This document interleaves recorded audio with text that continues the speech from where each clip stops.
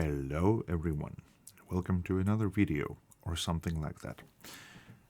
Johnny Smith, Walk Don't Run, the difficult part. I checked everywhere and there is not much there on this specific thing. I believe there are transcriptions, that's been done long ago, but for someone who's just trying to get into this sort of chordal wonderful thing that he did there, there is not much. So, what I'm talking about, 1955, swinging recorded version, not Chet Atkins, not Ventures, the original Johnny Smith recording. The melody part leading to solo has wonderful idea of opposing voices, something that the guitar is not really meant to do, and I think for someone who never did anything like that, this is a great example to give it a try and to see how it's made. Tune is in the key of D minor, and the first difficult part, unusual, goes something like this.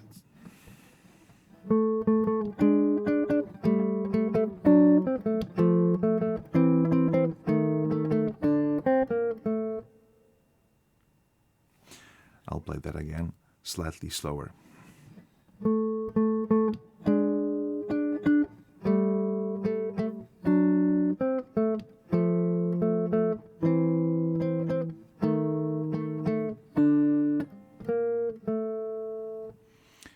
So what happens in here?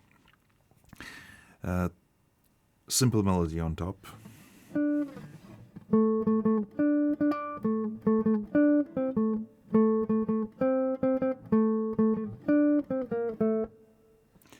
And the lower voice that just goes chromatically.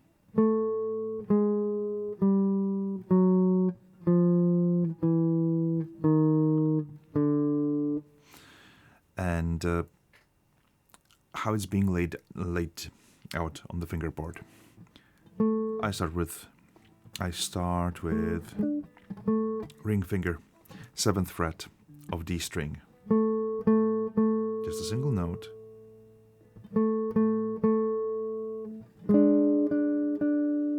Then I have A flat and D, so 6th fret on D string, 7th fret on G string.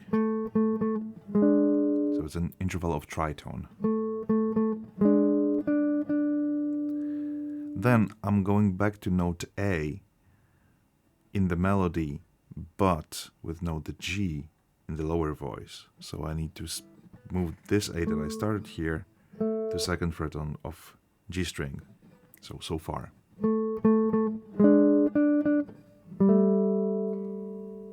So it's my pinky on 5th fret on G note and 3rd string, 2nd fret, index finger. Interval of 2nd.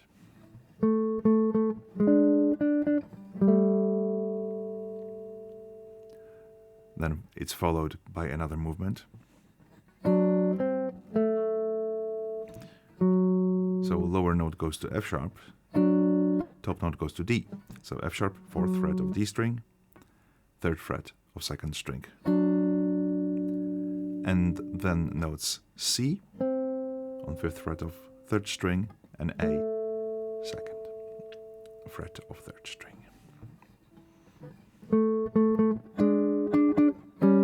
Oh, sorry, that's another section.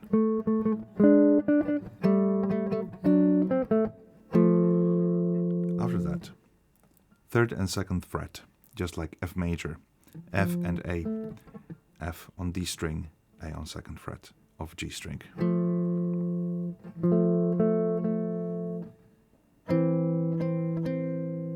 Then we have E and C, like 3rd and root of C major. So 2nd fret on D string, 5th fret of G string.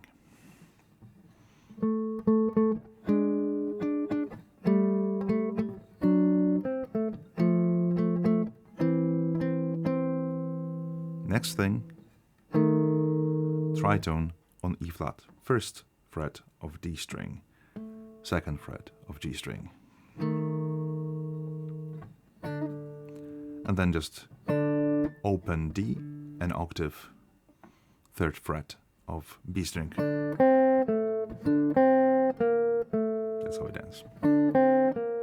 So D, C, B flat, A.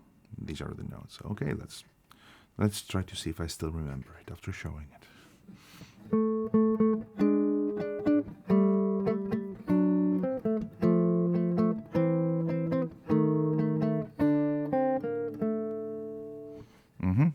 Yep.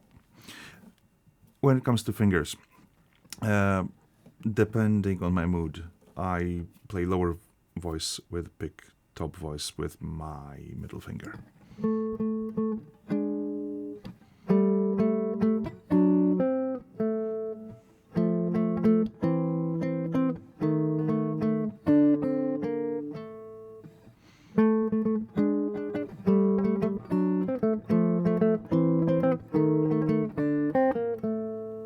So now we have this little melody and underlying lower voice. So that's quite clever. Clever and fun. Then there is the ending of the whole tune, which is even cooler. There is a series of chord movements with tritones in the voicing. It's a bit similar, it starts in a similar manner, but it goes into slightly more interesting places. And what do we have there? It starts with a single A note, same tritone, A flat and D, 6th and 7th fret on middle strings. But from here, melody goes up, and the chord is A7. It's a voicing that consists of G, C sharp, and E, so it's 5th fret on D string, 6th fret on G string, and 5th fret barred on B string. So we have, again, opposing movement, but also adding additional voices. We start with a single note, 2 voices, 3 voices. So it develops really in a really wonderful and natural way. Okay, where does it go from here?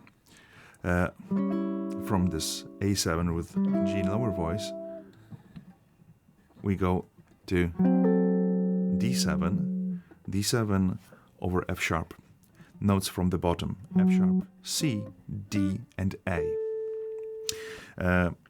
The way I have it voiced in here, this is 9th fret on A string, 10th fret on D string, 7th fret on G string, and pinky on 10th fret of B string. So that's the chord. And this shape will be repeated a couple of times. So it's good to get a good grip for this shape. And on top of that, holding this bar here across first 3 strings, just to make it slightly easier,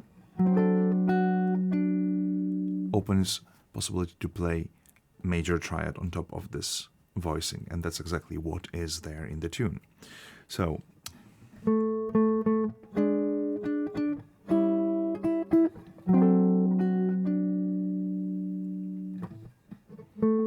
single note, tritone, A7 over G, and D7 over F sharp. From here, the tritone, those 2 fingers on F sharp and C, drop half step, forming diminished chord, with a top note repeated a couple of times. Then the bar drops to the previous shape that we had already. Oh, sorry.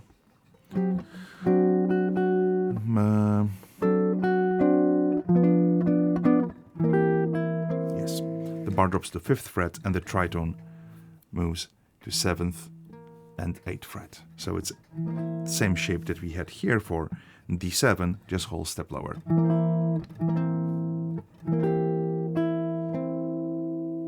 Again with melody on top. So the whole thing would go something like this.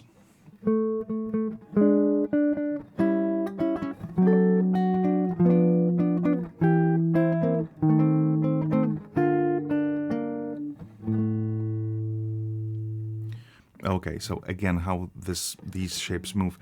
Similarly to the previous example, we had lower voice moving chromatically down. Here we have the whole tritone moving down a semitone every single time. So D7 over F sharp, then to diminished, then the whole thing rebuilds here on 5th fret to E flat diminished,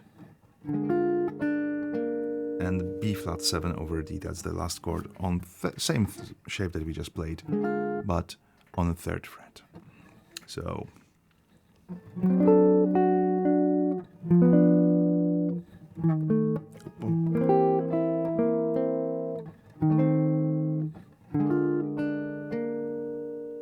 that's the sequence of dominant and diminished and dominant and diminished. It's actually a series of dominants because those diminished chords are just equivalent of dominant moving up a 4th. So it's like 5 into 5 into 5 into 5 movement for those who really care. Not that it's necessary to know, but that's pretty much the sound. Whenever we see something like that happening, it usually means that it's some sort of 6-2, 1-4, and so on. In terms of functions and chords, but that's not relevant right now at all. Let's go back to the top and let's hear the whole thing.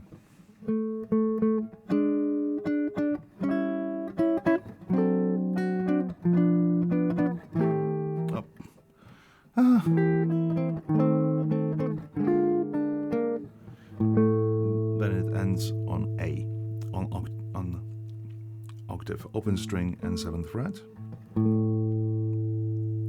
And from here,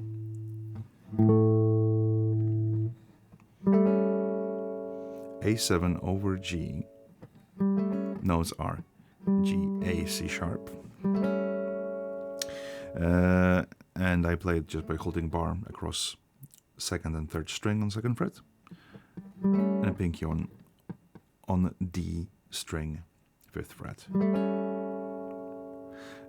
Then D minor over F, so 3rd fret on D string, 2nd on G, 3rd fret on B string. Then A major with E in bass, so it's just bar across 2nd fret and pinky on 5th fret. And the last chord is D sus4. That resolves to D minor. So I just use A shape on 5th fret. I played with 2 fingers because I have big fingers. I wouldn't fit all my 3 fingers across. So I just use 2 bars, big bar here with the index finger on 5th fret, D string, and pinky on 2nd string. And this is 8th fret. And just normal D minor shape. But we can also go with Picardy 3rd, and we can resolve it to major. Because why not? It's not forbidden. Sometimes it sounds like a joke. Then there is a better reason to use it. Okay, So, yeah, that's pretty much what I have for this thing. I think it's really, really clever because we have similar concepts. In the first one, we had just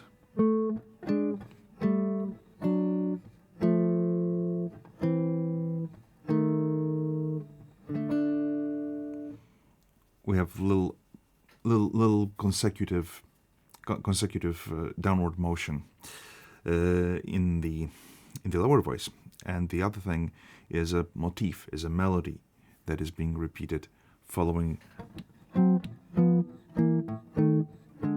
move of tritone interval in the bottom of the chord. I think it's pretty cool. It's pretty clever, and there's one of those things, one of those really cool sounds that are worth checking out and learning a little bit about movements and trying to find your own way of using it for something.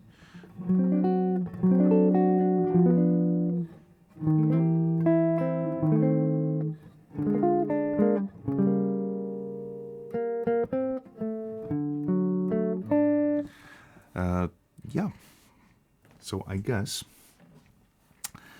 that would be it for today. And in the description, there are ways to support the channel so that I can spit another rambling video about some guitar ideas that nobody cares. See you soon.